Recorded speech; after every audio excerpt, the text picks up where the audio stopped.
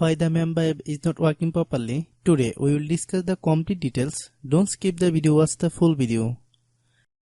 Hello guys, and welcome back to my YouTube channel Shaem Tech BD. Today I will discuss how to fix Mamba app SMS not receiving. I have a request. If you are new to channel, please subscribe and stay with us. Open settings. Open the date and time settings. Tap Set Time Automatically to reset time to whatever location you are currently at. Click Back. Click About Device. Click Storage. Then click Clean Up.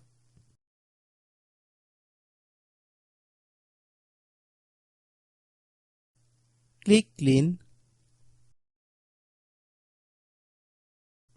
Click Back.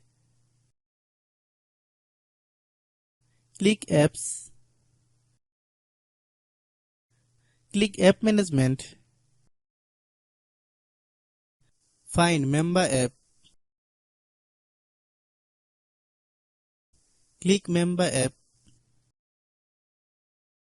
Click Storage Use. Click Clear Cache. Then click Clear Data. If you clear data, you will need to relog into your account. Then click Delete. Then open Google Play Store.